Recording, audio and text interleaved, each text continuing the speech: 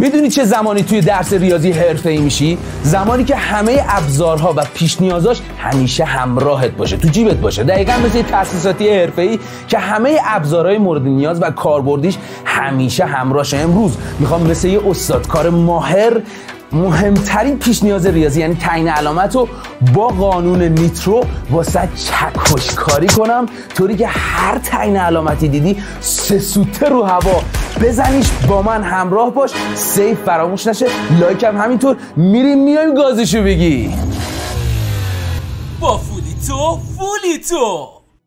خب عزیزای دلم، خیلی خوش اومدید. گردان سرنگی، حالتون چطوره؟ بریم سراغ استارت کارمون. انواع ریشه رو قبل از اینکه اصلا بخوام روش نیترو بگم به عنوان پیش نیاز ما نیازش داریم. انواع ریشه بچه‌ها، اولین مدل ریشه ساده است. ریشه ساده یعنی ببین دور این پرانتز توانش یکه، به این صورت خطه. ببین از نظر علامتی واسه من مهمه که ریشه ساده اطرافش من تغییر علامت دارم، این ورش مثبتم اون ورش منفیم. بریم ریشه بعدی، ریشه مضاعف بهش میگن، یا کلا بچه مرتبه زوجا، اونایی که توان روی پرانتز 2 4 6 ایناست. اینا بچه ها فرمشون شبیه سهمیه پدر سوختا، این شکلی هن. میبینی اطرافش تغییر علامت نداریم، داریم میبینیم دو طرفش مثبتیم. ریشه های مرتبه فرد 3 5 7 شبیه لور میمونن، مثل خودمونه، شبیه لور میمونن. آقا این شکلی هن. ببین اطرافش تغییر علامت داریم، اینور مثبتیم اینور منفی. و ریشه های قدر مطلقی مثلا قدر مطلق x منهای 1 شبیه 7 یا 8 میمونن. حالا کاری به 7 و 8ش ندارم، بحثم اینجاست که این شکلی هن بچه‌ها. خب و اطراف اینا هم تغییر علامت نداریم.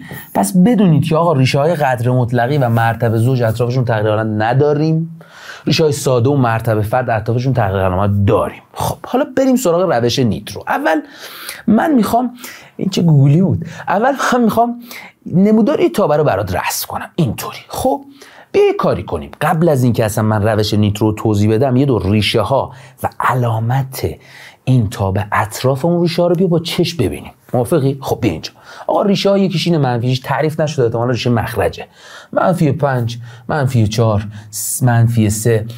این خدچین قائم یا به اصطلاح مجانب قائم هستش که تابع اطرافش به بی‌نهایت میل کرده. حالا کاری ندارم، این ریشه مخرجه. یعنی بحثم اینجا اینه که ریشه ها محل برخورد با محور ایکسان، یه جاهایی هم خدچین میذارن، اینا ریشه های مخرجن. خب این هم که آقا مثلا حالا عدد منفیه که تعریف هم نشده تو خالی، یعنی ریشه مخرجه. اوکی آقا این ریشه حله. حالا علامت رو بیا اطرافش با چشمون مشخص کنیم. اینجا منفیه، اینجا منفیه، اطرافش تغییر نداریم، دورش خط میکشیم. اونایی که تغییر علامت نداری و ناکن منفی، اینجا منفی دورش خط کشیم، اینجا منفی شد مثبت، تغییر علامت داریم، کاری نداریم بهش. مثبت باقیمون، تغییر علامت نداریم، دورش خط میکشیم. این داداشمون که ریشه مخرج بود تغییر علامت داریم اطرافش، این ورش مثبت اون ورش منفیه. ببین بالای محور ایکسا پایین محور ایکسا، این یکی هم تغییر علامت داریم، منفی مثبت. علامتاشو دیدم، همین. دیدیم چرا میگیم آقا این ور تغییر تو مثلا اینجاها تغییر علامت نداریم، اینجاها تغییر علامت داریم. پاک کن. حالا بریم سراغ روش نیترو. روش نیترو برای تعیین علامت چیه؟ گام اول ریشه های صورت و مخرج ها همه رو مشخص میکنی. ناکن همه رو مشخص میکنی. خب گام دوم اون ریشه هایی که اطرافشون تغییر علامت نداریم، یعنی ریشه های زوج، ریشه های قدر مطلق، اونا رو دورشون خط میکشیم. خط کشیدم دور این. گام سوم حالا بعد از اینکه مشخص کردیم تو کدوم ریشه ها صفریم، تو کدوم ها تعریف نشده ایم، بعد این گام میگیم چیکار میکنیم؟ یه عدد بزرگتر از ریشه بزرگی میندازی تو جون این تابه. مثلا یکو میندازی، ببینی مثلا به ازای یک چی میشه؟ مثبت میشه، منفی میشه، ببینی مثبت میشه. یعنی علامت رو بعد ریشه بزرگ من به دست آوردم. حالا اینجا فهمیدم مثبتم، میام عقبکی حرکت میکنم با عبور از ریشه های ساده، یعنی ریشه هایی که مضاعف نیستن یا قدر مطلقی نیستن، علامت عوض میشه، مثبت منفی. نکن منفی مثبت، ولی اینایی که دورشون خط کشیدیم ازشون عبور میکنیم علامت عوض نمیشه. مثبت مثبت نکن، این عوض میشه، مثبت منفی عوض نمیشه، منفی منفی عوض نمیشه، منفی منفی. آقا این شد روش نیترو. این چه گوگلی بود، این چه گوگلی بود به دست آورد. حالا روی جدول تعیین علامت میخوام نیترو رو یه دور دیگه برات چکش بزنم. آقا یک، ریشه های صورت و مخرج رو به ترتیب قد میچینیم تو جدول صلیبی. این گام شماره 2. اونایی که تقریبا نداریم اطرافشون رو مشخص میکنیم، یعنی اینا دورشون خط میکشه. این خطه یعنی که داداش ازش عبور کردی علامت رو عوض نکن. خب گام بعدی، کجاها صفریم کجاها تعریف نشده. تو ریشه های صورت یعنی اینجا صفریم، اینجا صفریم. اون جایی که تو خالیم یا خط چینی شده یعنی تعریف نشدیم دیگه، ریشه های مخرجن. حالا گام بعدی این بود که گفتم بزرگتر عدد بزرگه، یه عدد میندازی تو جونش، علامت رو به دست میاری، اونجا میای عقب حرکت میکنی، اینجا مثبت باید بشه منفی، اینجا منفی باید بشه مثبت. اینجا نباید تغییر کنه، اینجا باید تغییر کنه، اینجا نباید تغییر کنه، اینجا نباید تغییر کنه. تموم شد، علامتش به دست اومد. حالا بیا اینجا این مثال برات حل کنم. بیا اینجا، جای نری ها، بیا اینجا. ببین اینو میخوام ریشه هاشو به دست بیارم. اول میخوام تعیین علامتش کنم. اول باید ریشه هاشو به دست بیارم، ریشه صورت مخرج. خب آقا این داداشمون میشه x مساوی 1 x مساوی 1. این اطرافش تغییر داریم از اون لوراس. خب آقا ریشهش 1 شد، اوکی، دستش درد نکن. ریشه ساده است، لور نیست، ساده است. حالا راجبش بحث میشه که چرا ساده است آقا سرنگی. به خاطر اینکه این شکلی میشه. من میخوام وارد جزئیات نشم، نمیذاری نکن. این میشه اتحاد چاق و لاغر. اینو مساوی 0 بذاری، اینش که 0 نمیشه ولی اینش 0 میشه. اینش ساده داره، ساده تقریبا داریم اطرافش. خلاصه خب اینجا چی؟ ببین اینو مساوی 0 بذاری در واقع اینطوری میشه، یعنی اتحاد مزدوج میشه. یه ریشش 2، یه ریشش منفی 2. میدونی بعضی از بچه‌ها به اشتباه فکر می‌کنن ریشه مضاعفه. نه، ببین توان بالا سرشون یکی ریشه مضاعف یعنی توان بالا سرش باید 2 باشه. حالا یا ریشه‌های مرتبه زود 4 6 اینا. پس توان بالا پرانتزش، نه توان بالا ایکس. اوکی، پس این 2 تا ریشه ساده شد. دیدی چرا؟ اینجا اتحاد یه جمله مشترک مساوی 0 بذاریم، 2 تا عدد باید پیدا کنیم، جمع 3 ضرب بشه منفی 4. خب میشه 4 منهای 1. البته جمع ریشه هاشون هم جمع ضرایبشون هم 0 بود، یعنی یکی از ریشه هاش میتونستیم سریع بفهمیم که 1 و یکی دیگر منفی 4. خب ریشه ها اینم به دست آوردن. ریشه اینم که 0 به دست میارم. فقط یه نکته من اینجا باید بگم. گفتم دور ریشه های قدر مطلقی و ریشه های مرتبه زوج باید خط بکشی. یه مدل دیگه هم الان میخوام بهت بگم. ریشه های مرتبه فردی که هم تو صورت تکرار بشن هم تو مخرج، اونا هم اطرافش تقریبا نداریم. نگاه کن، مثال بزنم. x منهای 1 به توان 3 x منهای 1. ببین مرتبه فردن جفتشون دیگه. خب وقتی ساده میشن یه x منهای 1 به توان 2 میمونه، یعنی در نهایت تغییر علامت نداریم اطرافش. پس ریشه ساده ای که هم تو صورت باشه هم تو مخرج در حکم ریشه مضاعف باید بهش نگاه کنی. یعنی الان تو این کیس یکین ریشه مضاعف باید بهش نگاه بشه، چون هم یه ریشه ساده تو صورت هم یه دونه تو مخرج. خب حواست باشه اطراف یک تغییر علامت نداریم. حالا بریم نیترو. ریشه ها رو به ترتیب قد میچینیم. آقا منفی 4، منفی 2، 0، 1 و 2. این ریشه ها اونجایی که تقریبا نداریم و مشخص میکنیم. 1 گفتم ریشه ساده هایی که هم تو صورت هم تو مخرج تکرار شن، چون وقتی ساده شن در نهایت میشن یه ریشه مضاعف، اطرافش تقریبا نداریم. پس 1 یکیشه. اون یکیش چیه؟ 0، چون ریشه قدر مطلقیه.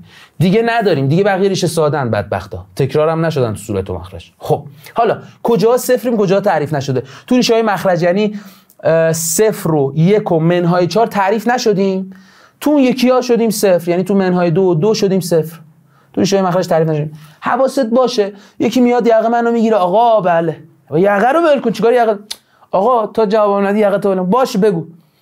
آقا یکه ریشه صورت چرا شما گفتی تعریف نشده؟ به خاطر اینکه ریشه مخرج هم هست. وقتی یه چیزی ریشه مخرج باشه یعنی تعریف نشده. حالا میخواد ریشه صورت باشه یا نباشه مهم نیست، حواست باشه. خب حالا بزرگتر از عدد بزرگه یعنی مثلا 3، یه 3 میندازیم تو این، ببینیم به ازای 3 چی میشه. ببین چشمی نگاه کنی، این منفی میشه، این مثبت میشه، این مثبت میشه، این مثبت. یعنی لازم نیست دقیق حسابش کنی، علامتشو میخوای. به ازای 3 این منفیه. منفیه رو این علیه گفتم، علیه منفیه. یعنی اینجا منفی شدم، حالا عقبکی حرکت میکنم، منفی باید بشه مثبت. اینجا علامت چنج نمیشه، اینجا چنج نمیشه، ولی اینجا میشه، اینجا هم میشه، منفی میشه مثبت. تموم شد. اینجا تعیین علامت این. حالا ممکنه یه سوال تو کنکور بگن این قلچماق کجا بزرگتر مساوی صفره. خب تو باید تعیین علامتش کنی ببینی کجا بزرگتر مساوی صفره. میگیری؟ یعنی تعیین علامت یه ابزار خیلی مهمه. خب یه دونه تستم میخوام ازش برات حل کنم، ساعتم داشته باشیم. خوبه تایم خوبه. گفته شکل زیر نمودار تابع این اگه عبارت این در بازه 0 تا آ همواره مثبت باشد، بیشترین مقدار آ کدام است؟ عزیزای من بگو جانم سرنگی. این مدل سوالا خیلی تو کنکور تکرار شدن. ببین اخیراً یه تیکه رو ضابطه‌شو نمیده، نمودارشو میده. باید خوشحال شی، ذوق کن، چون نمودارشو داری میبینی. یعنی آقا این 4 ریشه ساده هم از اطرافش تغییر علامت داریم. خب برای تعیین علامت این که باید تعیین علامتش کنیم بفهمیم کجا مثبته دیگه، چیکار میکردیم؟ ریشه ها رو به دست میاریم. آقا این ریشهش 0 دیگه، این ایکس اف ایکس ریشهش 4 ارون نمودارش فهمیدم، محل برخورد با محور ایکس ها. این ریشهش 3، این داداشمون هم ریشهش چیه؟ منفیه، 2 پدر سوخته. این ریشه نداره، 2x2 علاوه خیاره. 2x2 بزرگتر مساوی 0 علاوه 1 بزرگتر مساوی 1. این هیچ وقت 0 نمیشه، این بدبخت همیشه مثبت. اصلا این تأثیری تو تعیین علامت نداره. ولش کن یقشو. چی کارش داری؟ حالا جدول صلیبیمون رو میکشیم، ریشه هامون رو به ترتیب قد میذاریم. -2 0 3 4 -2 0 3 4. حالا دور اونایی که تقریبا نمیدن رو خط میکشی. کدوم از؟ فقط -2.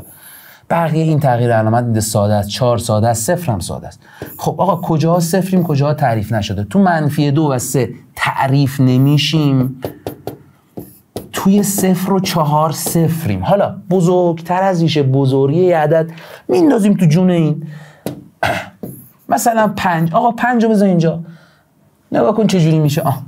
این که 5 مثبت، اف ایکس تو 5 چی میشه؟ آقا نگاه کن تابلو به قرآن، تو 5 منفیه. این 5 نگاه کن ارزش چیه؟ منفیه. پس اف ایکس تو 5 چی میشه؟ منفی میشه. دیگه چی؟ دیگه اینم منفی میشه تو 5. اون قدر مطلق هم که مثبته. در نهایت چی شد؟ مثبت شد. حالا میایم عقب، مثبت میشه منفی، منفی میشه مثبت، مثبت میشه منفی. اینجا علامت عوض نمیشه. خب حالا گفته آقا تو بازه 0 تا آ همواره مثبته، بیشترین مقدار آقا از 0 تا کجا همواره مثبته دیگه؟ بیشترین مقدارش دیگه تا اینجاست دیگه، تا 3، چون بعدش منفی میشه. پس 0 تا 3 گزینه 2 میشه پاسخ این سوال. اینم یک بچه این 500,000ش اشتباه، خدا وکیل اشتباه من نبوده، این اشتباه دستیارا بود. آقا این 100,000 تا جایزش، خدا وکیلی ما رو ورشکست نکنید. این سوال جایزه دارم حل کنید، من میرم کنار قشنگ ببینی، اسکرین شات میخوای بگیری، هر کاری میخوای کنی کن. اینها فقط این که این عددایی که اینجا رو نمودار است 1 و 3 یه دفعه مثلا قاطی نکنی چیه و اینا، جوابشو کامنت کن، جایزه نقدی میدم. شاید هم جایزه نقدی توپل دادم دیگه، خدا رو چیدی. خیلی مخلصیم، خیلی کیف داد امروز. نگران هیچی نباش، ریاضیت با من میترکونمش. تا کلیپی دیگر بدرود.